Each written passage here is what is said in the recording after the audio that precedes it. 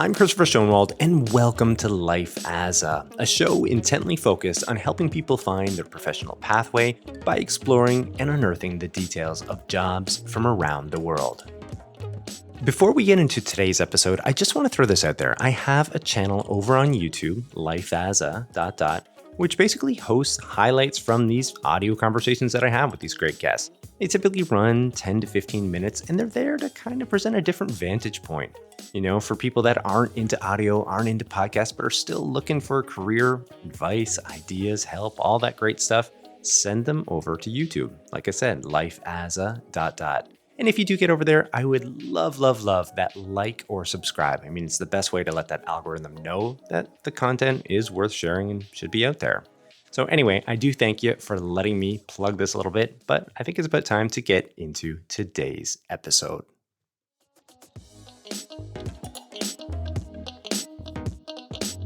When you think of careers within the medical field, what comes to mind? I'm guessing that most thoughts center on the work of a family physician. Or perhaps it's a critical care physician. But how many of you thought of optometry? Probably not a ton. And to be honest, it's a bit baffling to me. I mean, being an optometrist offers a hugely rewarding career pathway for those who pursue it. Reasons, you ask? Well, you're in the right spot. I've got an episode lined up for you today which will shed light on this wonderful healthcare career option. You're going to hear about the scope of the work, including roles and responsibilities. You'll also hear about a typical day in the life of an optometrist. Plus, enlightening insights into the challenges and rewards, as well as looks at the role of technology within modern-day optometric practice are ready and waiting for you. And finally, you won't want to miss some invaluable words of wisdom for those curious about acting on their interests with regards to this profession. All of this, again, is primed and ready for you, so stick around. All right, well, let me first introduce you to our guest and we can get going. Dr. Deborah Wang grew up in the suburbs of Portland, Oregon, and attended the University of Oregon, where she majored in human physiology. Now, as a member of the Robert D. Clark Honors College, she defended her thesis on distracted visual attention during walking with distinction. After college, she spent a year working part-time at an optometric practice and a fast food restaurant, before moving to New York City to pursue her doctorate at the SUNY College of Optometry. And Dr. Wang began her career at an ophthalmology practice in Brooklyn, New York, as the first hired doctor playing a key role in its growth. In 2024, she transitioned to academia as the Director of Career Development at SUNY College of Optometry. An active leader in the profession, Dr. Wang is a past president of the Optometric Society of the City of New York. She's also deeply involved in the New York State Optometric Association, serving as co-chair of the Young Advocates Committee. She's also the chair of the Continuing Education CE Pass Subcommittee and a member of both the Brand Communications and Outreach Committee and the annual Innovation Vision Conference. Now get this, in 2025, she was honored as the New York State Optometric Association Young Optometrist of the Year. Now, outside of her work, Dr. Wang enjoys reading, volunteering with Korean Canine Rescue, and exploring New York City's diverse food scene, earning Yelp elite status for the past 9 years. So with all this noted, would love to welcome you to my conversation with Dr. Deborah Wang. Yeah, so welcome to the program. How are you doing today, Dr. Wang? I'm doing well. It's such a nice day outside for the first time in New York for a while, so I'm doing great. There you go. And I got to say, I'm really excited for this conversation. We were just speaking a little bit before our recording. I have had some requests to hear from an optometrist such as yourself, and also too, I think we're also chatting about this, that people don't necessarily know a ton about this field. It's almost one of those ones that's kind of off to the side within the medical field. So for those two reasons alone, I'm really excited for this. With that in mind, I do have this first segment lined up for us today called Coloring Wikipedia. It's a segment where I just read off a definition of something related to the guest. Now, big surprise, I did go with optometry for you. So let me just read that off for you, and then maybe you could comment. So here we go. Optometry. Optometry is a specialized healthcare profession that involves examining the eyes and related structures for defects or abnormalities. Optometrists are healthcare professionals who typically provide comprehensive eye care. There it is, a bit short, But all the same, and to be fair, Wikipedia does have this really long and expansive look at optometry. But I was hoping, based off your experiences, opinions, thoughts, and all that you could maybe fill things in for us here. Yeah, so I think that's actually a good bare bones explanation of what optometry is. But to put it simply, optometrists are primary eye care providers who not only conduct annual comprehensive exams, which I think is kind of what people think of when they think of optometry, but we also see a lot of emergency patients and also specialty services like sports vision, vision therapy, myopia control, glaucoma, etc. Additionally, optometrists not only provide eye drops, so topical medications, but also oral medications as well. And in certain states, some optometrists can remove little lumps and bumps on the eyelids or around the eyelids and can also do simple laser procedures as well. Okay, yeah. I think that instantly sort of like expands the idea of what an optometrist is concerned with or could be involved with. And as I mentioned off the top of the program here, I mean, like, I think a lot of people have this basic idea of what the field's all about. Obviously, it's examining the eyes, but in terms of like the expansiveness of it and all the different areas, are there within the field itself, is there specialities that begin to develop for optometrists that, for example, that just focus on sports related issues or certain abnormalities? Does it kind of go down that path at different points? Yes, for optometry, to become an optometrist, you go through 4 years of optometry school, and then you have the option of 1 year of residency. So, in that time, you have a chance of actually getting an education in a specialty like sports vision. There are a lot of optometrists that are sports vision specialists in that they take care of national or state sports teams as well. And then I have a friend that is the primary eye care provider for one of the New Jersey baseball teams. So, yeah, I mean, eyes are so important for sports. If your eyes don't work well together, you can't see the ball perfectly, so you can't really act to the highest level as an athlete. So, yeah, you can be sports vision, you can be in vision therapy. So, like with how the body has physical therapists taking care of it, the eyes sometimes, if they aren't working well together, they'll need vision therapy. And there's a bunch of other specialties as well. Dry eyes is a really big hot topic right now, especially as we are all online, like chronically online. And so a lot of people do start developing a lot of dry eye symptoms. And so there's getting more and more technology and treatments for dry eyes. And then we also have something called myopia control now. And basically, which is like people that have glasses that have nearsightedness, if you have that at a younger age, you're more likely to develop higher and higher nearsightedness as you get older. So it's not just that, like, oh, you need to wear thicker glasses and that's the only issue.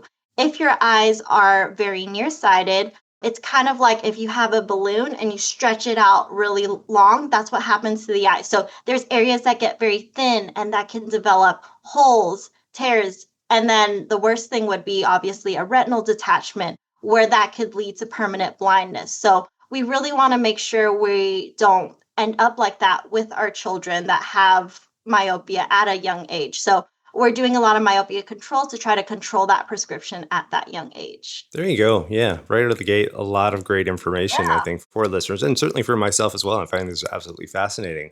Now, really quickly here, I mean, despite introducing you off the top of the program, this might be a nice time to hear a little bit more about you and your background. Maybe you could fill listeners in on some of those things. Yeah, so I grew up in Oregon and went to college in the University of Oregon before I moved to Illinois during my gap year between optometry school and undergraduate because my parents moved there. And afterwards, I moved to New York City where I started at SUNY Optometry and I've been living here ever since. So after I graduated optometry school in 2020, I immediately started working in my old practice, which was a very high volume ophthalmology practice. I worked there for almost 4 years and then I quit suddenly because my mom at the time was battling terminal cancer for around 2 years and she had stopped all treatment at that time. And so we knew she only had a few months to live. So I decided at that time that I was just going to leave my job, move back home, and just like be a full time caretaker for her with my dad. And so I'm very privileged that I had the resources that I could just like say like, oh, I'm not going to work. I'm just going to be with my family. But I'm also so grateful that I was able to do that because I would not have changed those last few months for the world at all. But after my mom passed, I decided to take some time off patient care. It was a very intense time. So Mm, I'm like, I'm just going to try something different. Yeah. So I decided to pivot into my current role at SUNY Optometry. So I'm the director of career development and C-STEP project director here. And I've been here since the spring of 2024. So for a year now. And even after my optometry graduation, I've also been very involved in our optometric associations. So I was the past president of OSCONI, which is our New York City local optometric society. I'm also really involved in our New York State Optometric Association and a lot of committees, but the main ones are I run our CE Pass program. So optometry, like many other professional fields, need to do continuing education. And so I bring in a different speaker on a different topic once a month virtually that'll speak to our members and give them that continuing education credit in a very simple online way. I'm also the co-chair of our Young Advocates Committee in the New York City and Long Island region. So I put together a lot of social events for our young optometrists so that they can start getting integrated into our associations as well. For fun, I love exploring the New York City food scene, and I'm also trying to get back into reading. So growing up, I was a really voracious reader.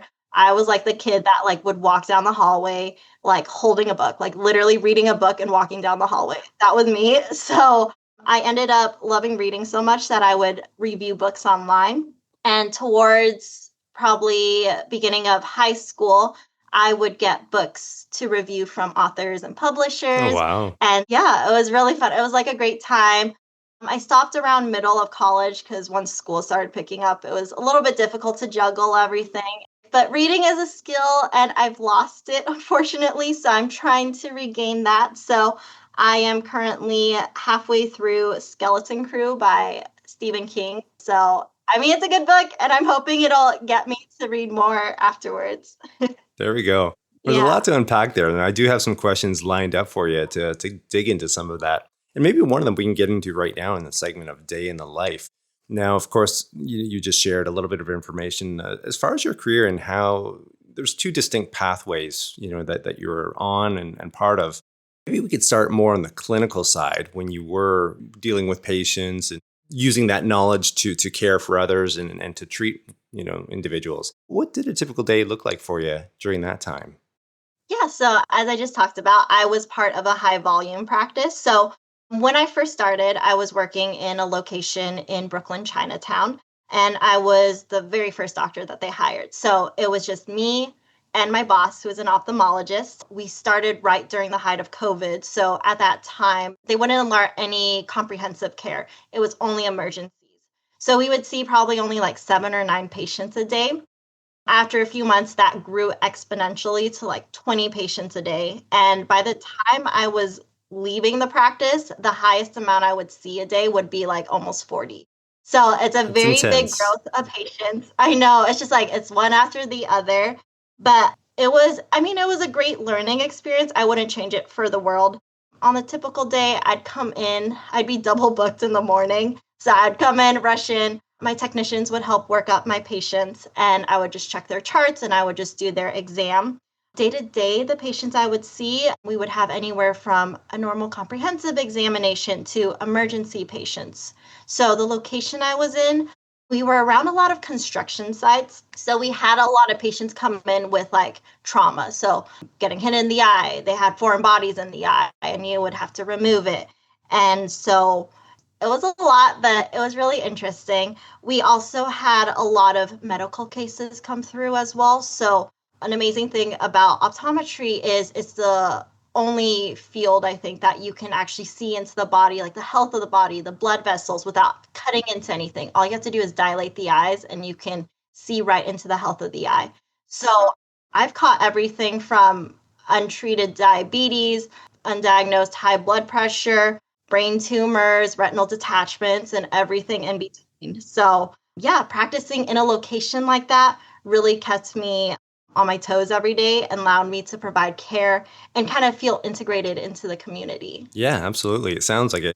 certain degree of intensity, I think, would be associated with it. But I suppose, like you mentioned, like during COVID, it was kind of like you had a ramp up where it did sort of develop, but all the same, just the variety of different types of patients with different concerns coming in would have been an excellent sort of like introduction to the field, I guess, for somebody who's young and who's just beginning into it all.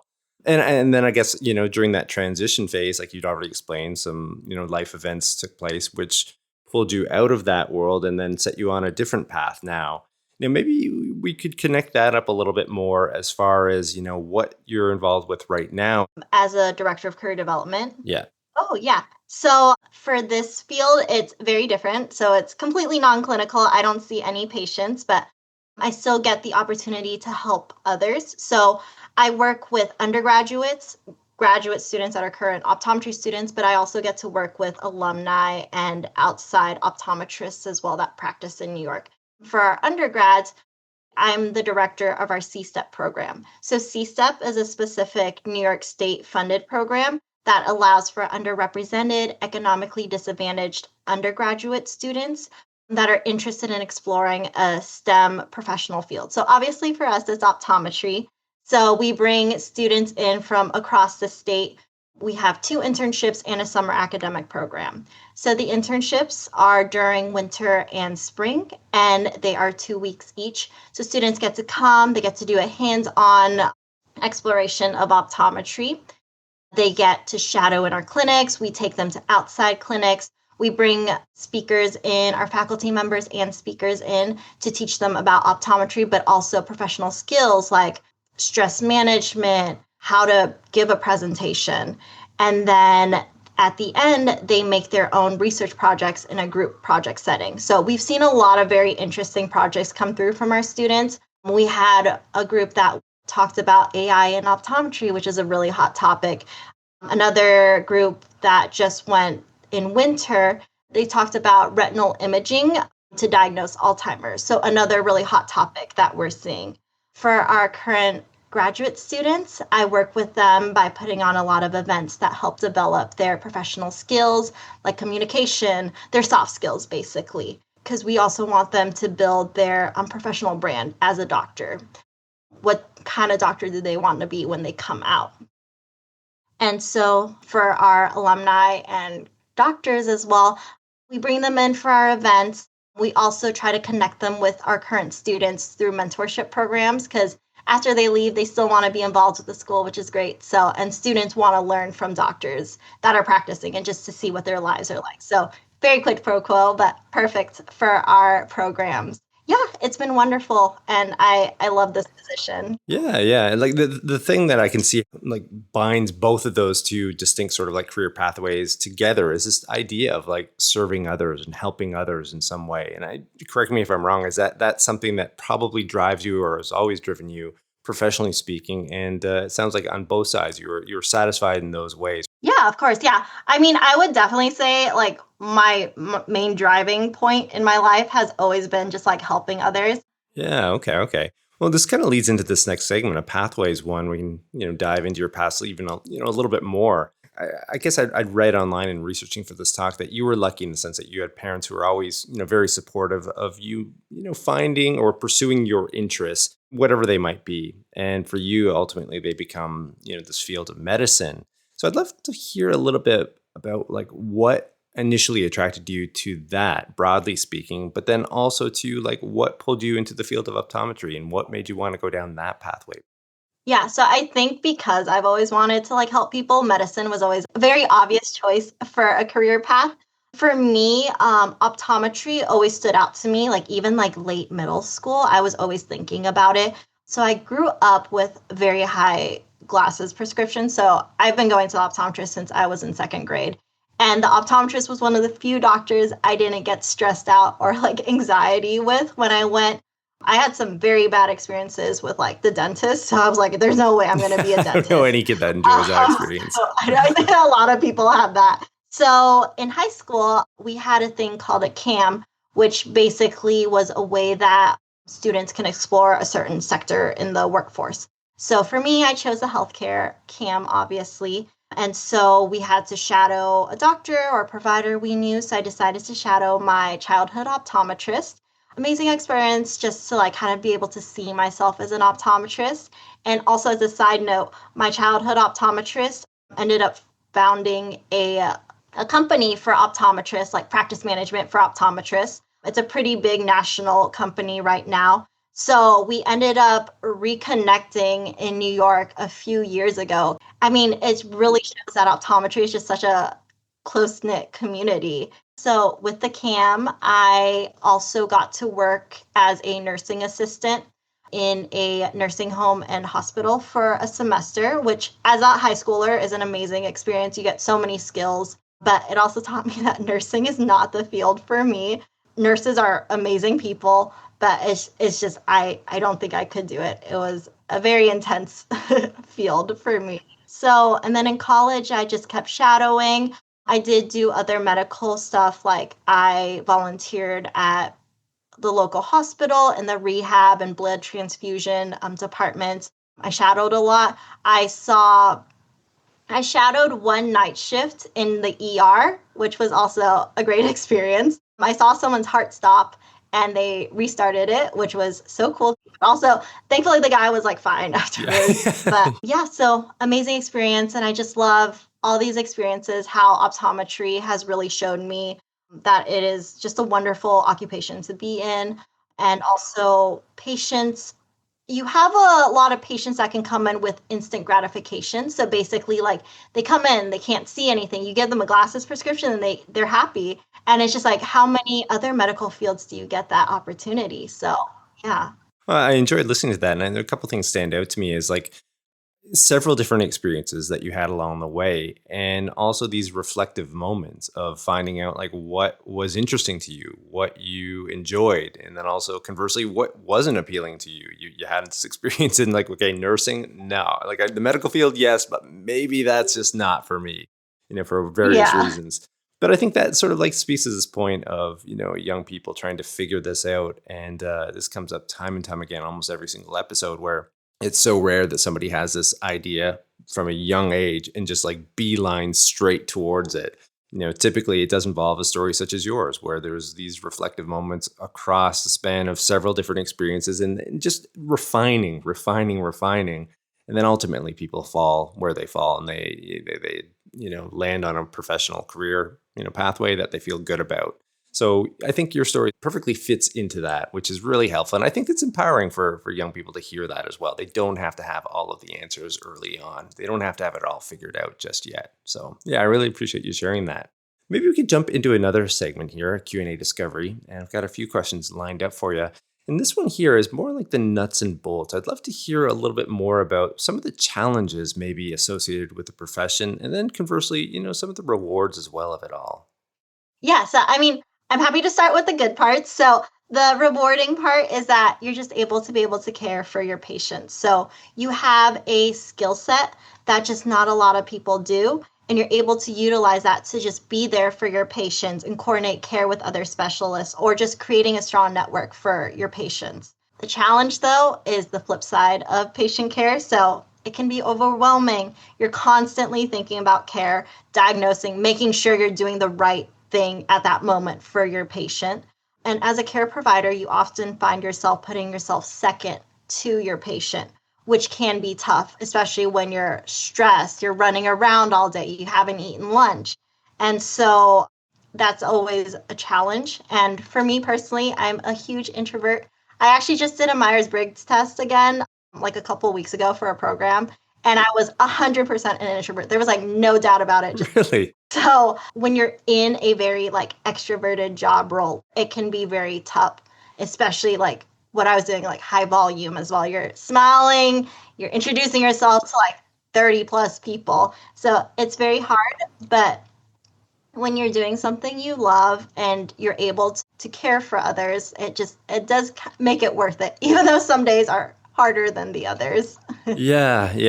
I'm sure this sort of like falls into this idea or vision of what it's like working within the medical field, like very, very demanding at times, certainly just the way you described it there. But then also too, like conversely, like that reward that's inherently part of it all, where you are, helping somebody out. And I like that point that you raised a few minutes earlier of it's one of the few medical fields where like you can actually have an impact almost instantly on certain patients, where they walk out and suddenly they can see again, or they can see clearly. And that's got to be satisfying to somebody such as yourself, being able to really impact somebody's life in a positive way almost instantaneously. Yeah, I appreciate hearing that there. I've got this other question here that I'd like to get into, and this is a really interesting one that when I was researching for this talk, I came across how, again, this returning to your clinical side, and you'd mentioned the location of where this clinic was. It was primarily based in this suburb of New York City, which, had a fairly high population of, Mandarin Chinese speakers. And, this detail kind of represents a couple of things to me. It's one, how you can combine your specialty skills, and in this case, your language abilities, with your optometric based knowledge and skill together to establish oneself. And then also maybe from a business perspective as well, or running one's own private practice, that presumably would give an individual with that set of skills a leg up, perhaps, almost like a niche within the market to really, again, establish themselves. Maybe you could speak to those points a little bit for us. I think it's so important, like language skills specifically are so important for patient care and business in general. So the bottom line for patient care, you're there to provide care and service to your community. So yeah, to add on a little bit to that, I was working in Sunset Park, which has a very large Chinese speaking population. So the patients themselves are really looking for a provider that not only speak the language, but are also connecting to them culturally. So even with translation services, unfortunately, a lot can be lost. So just having the capability to like converse directly and fluently with my patients, I think is just so important. Additionally, so the area that we were in, there was also a very large Spanish speaking population as well. My Spanish, not very good, not fluent at all, but I can still do a basic exam. I can understand simple patient complaints, and I can do like simple patient education as well. So even though my Spanish was not good at all, they were still always so appreciative. So it really shows how important language can be and how important it is to increase access to care and remove barriers to those care. And I think that's just an important concept that we can bring into business as well. Just being able to connect with not just your patient, but your clients as well. It also just shows a sign of respect that anyone can appreciate. Yeah, yeah. Yeah, I appreciate those points. I think, again, it's something that might be a little bit overlooked, as far as like combining your inherent skills, perhaps language based, if that's what we're talking about here, with your profession, and how that can, positively impact, your career trajectory at times as well, and helping to establish oneself early on in their career. So yeah, again, I appreciate those insights there. I do have one last question in this segment here, and this one's relating to this plethora of activity that you've been, part of and associated with. You did refer to some of those earlier on, but I'm just going to bring them up one more time here. You were the co-chair of the Young Advocates Committee, New York City and Long Island, the New York City Long Island Optometric Association. Also, chair of Continuing Education, past subcommittee, New York State Optometric Association, and current board of directors and past president of the Optometric Society of the City of New York. That sounds like a lot to me, and I'm probably missing a couple in there as well. But like, what I would love to know is how those activities have helped propel you within your career. Yeah, so this is actually a conversation I love to have with my students. So for us in optometry, just to paint the picture, there's only 26 optometry schools in the whole country. Our community is very close-knit and tight, so people kind of know people in their area in general, but that knowledge obviously increases the more you're in leadership positions. And if people know you better, you do get more opportunities. So during my first 4 years of optometry school, I would go to a lot of social events for this Young ODs of New York group, which was open to mostly doctors, but they would also open it to students as well. However, unfortunately, I was usually the only student that would attend. But because of that, I got connected to a lot of the doctor leaders in the area. And so they had encouraged me to join the leadership programs that I wanted to after graduation. So because I was so involved, I actually got my very first job, the one in the ophthalmology practice, because of one of these events. So this was right before COVID. I went to a golf event. So doctors had to pay, but students were free. Again, I was the only student that went who also does not know how to golf. So they all made fun of me, but it all worked out because a month later, one of the doctors texted me and was like, I have a friend that's looking for an OD. Are you interested? And she just so happened to be a corneal cataract specialist, which was something I was really interested in working with. So I said yes. And then that's how I got my first job.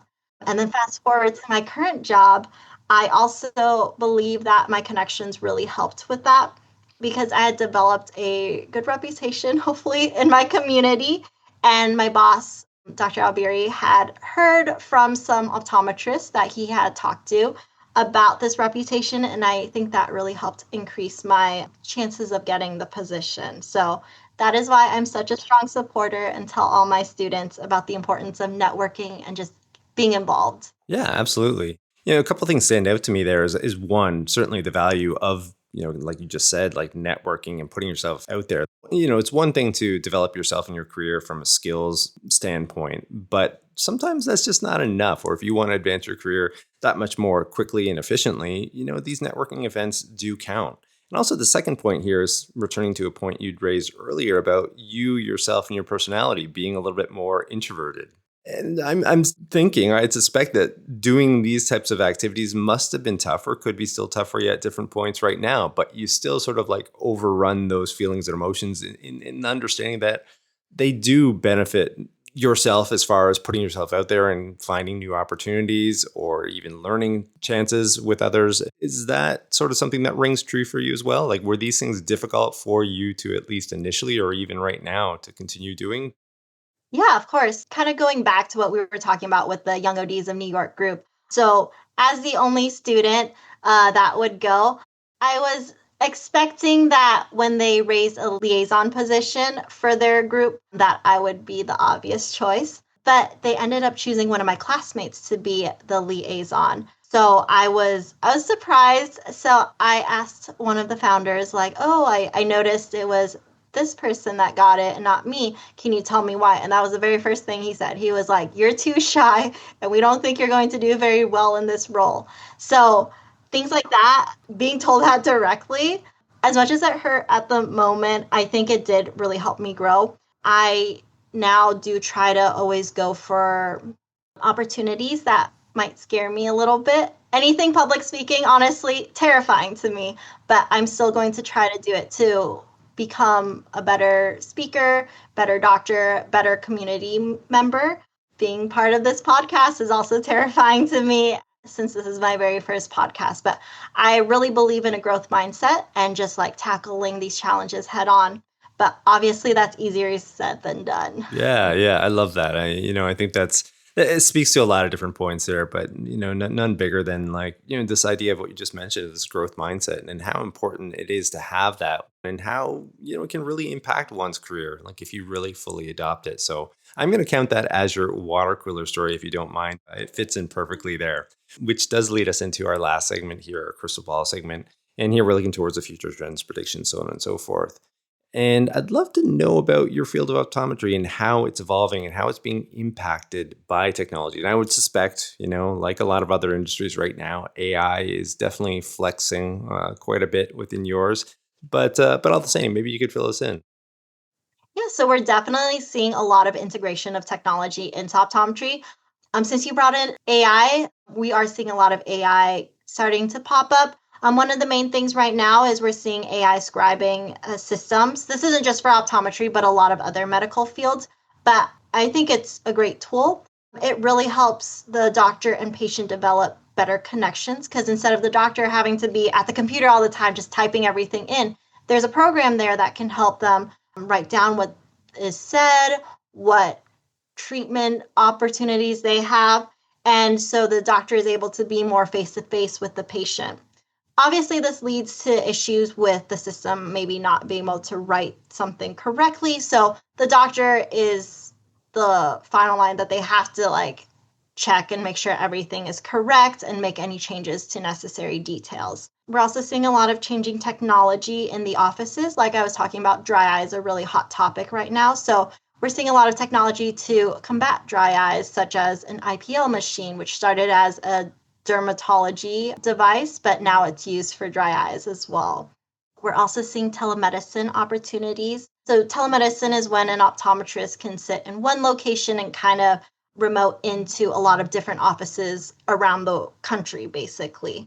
So, you have the patient coming into the office, the tech takes all of their measurements and does all the images, and then the doctor can come in virtually and talk to the patient about what they're seeing, do a refraction or a glasses prescription for them, and then they're on their way. There is obviously the challenge of the skills of the technician and the imaging that they can bring. Technology itself is still developing right now, so there's still a lot that can be done. So there is still debate about how good of a examination you're getting with this. But I think it's a great start. It really helps to address some issues of access to care that we're seeing, especially with patients in something called a healthcare desert, where there might not be any providers in the vicinity.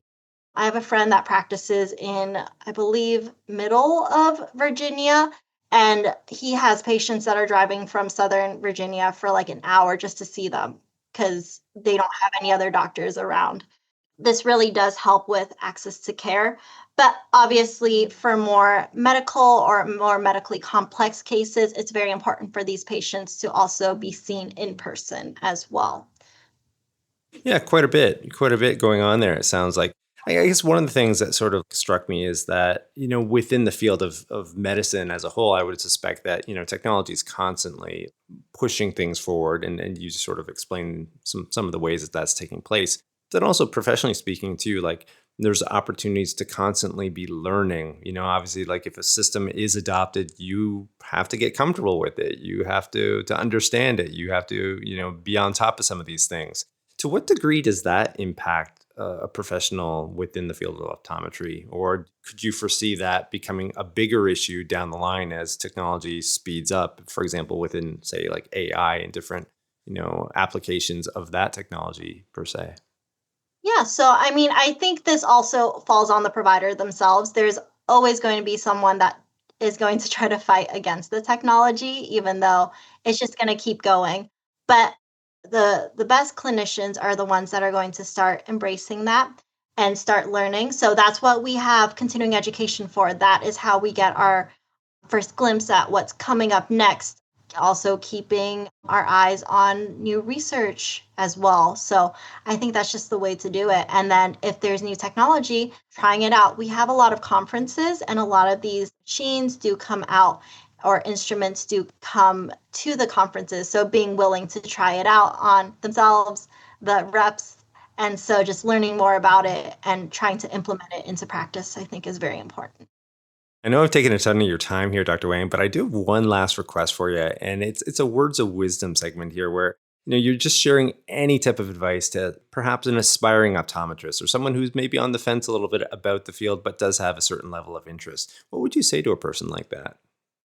Yeah, so if you're interested in optometry or honestly any medical profession, I think the very first thing you should do is shadow, find a doctor and just like shadow them because you really don't know if you like something if you don't really have a good grasp about it or what they're doing. And so you can start off by just reaching out to a family optometrist, seeing if you can observe them. Once you're done with that, ask them if they know any other doctors. Like we were saying, optometry is such a close knit field. So there's always networks that can be built. So you can start shadowing them and then shadowing their friends. And after that, you can also ask them, are they looking to hire like someone in the front desk, a technician? My old practice, anytime there was a student interested, we would try to find a position for them, which I think is such a good learning opportunity. And for me personally, during my gap year, I reached out to my parents' optometrist in Illinois and they gave me a job. And I'm still in contact with the practice manager and one of the optometrists. And it's been like 10 years and they've always been such great resources to me. So I think that's so important, just building those networks early on. Also, if you're near an optometry school, reach out to them, see if they have any programs. So for us at SUNY, we have summer programs through CSTEP, but we also have a summer eye care camp where students or anyone honestly can come and explore what optometry is, but also what the application process of optometry is, so they kind of know what they're getting themselves into. You can also shadow in the clinics, and because we have this at SUNY, I'm sure there's other optometry schools that have that. So it never hurts to ask, and the worst that they could say is no. And yeah. I think that's great insight, and I do appreciate all of it. I know listeners are absolutely going to love this, and I can't believe we've blown through this conversation. It feels like we just got started, but to me, it's always a mark of a good conversation as a whole. So yeah, thanks again, Dr. Wang. It has been a true pleasure. Thank you so much. Now, for those interested in learning more about Dr. Wang and her work, you can do so via LinkedIn. You can also check out SUNY College of Optometry to view some of the programs that they have offered over there. And for reference, all this information, including links, will be in the show notes. And hey, if you like today's show, please be sure to tell a friend and share. To show further support, you can always rate, review, and subscribe wherever you access your podcast. And lastly, as I mentioned off the top, I do have that YouTube channel. And if you do make it over there, would love a like, a comment, subscribe. All of that stuff truly helps. Now, finally, don't forget to join us on the next episode of Life As A. You could literally be one listen away from finding your dream job. I'm Christopher Schoenwald, your host. Until next time, don't settle for less. Find the career you were born for.